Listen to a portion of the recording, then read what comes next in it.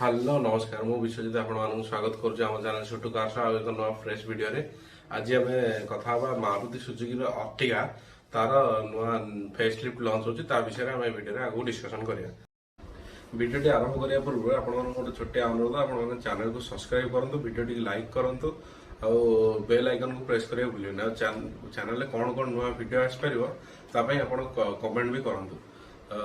चलते video start करिया। Fast आम कथा जो मारुति अर्टिगा नुआ फेसलिफ्ट लॉन्च है कौन कौन बाहर चेंजेस भितर कौन कौन चेंजेस कौन कौन नुआ फीचर्स आड कराई।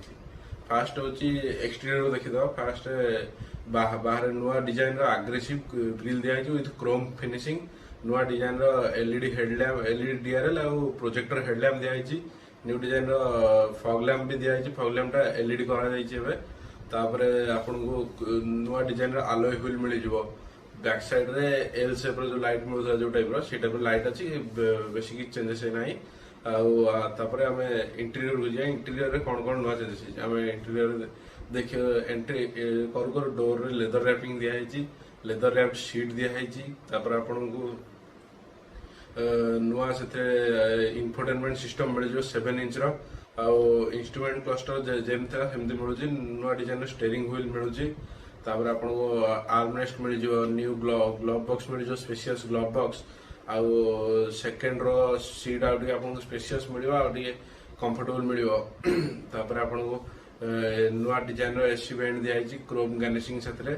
तापर आपन को स्मार्ट फ्लेक्सी सिस्टम दिखाई जमती आपन थर्ड रो को जावाई आपन किसी असुविधा हेनी। स्मार्ट फोल्डिंग कह गले second row smart folding entry third row entry third row आपन रिक्लाइन सीट मिल कंफर्टेबल स्पेस मिल आपन बसियार किसी असुविधा नहीं। तापर आपन कह रही बूट स्पेस केते मिले जदि आपन केवल थर्ड रो फोल्डिंग करछंती ताले आपन को 530 लिटर रो बूट स्पेस मिल। आ जदि आपन सेकेंड रो थर्ड रो दीटा ये करछंती 803 लिटर रो बूट स्पेस मिल।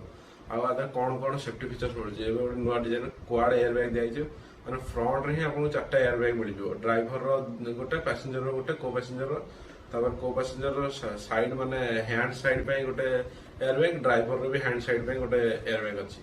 बैक साइड पैसेंजर किसी सेफ्टी माने कह गले एयर बैग ना केवल से आड कराई जदि हम पछरे ये टाइम रे आउ दुटा एयर बैग आड कर 6 एयर बैग कंपलसरी हो।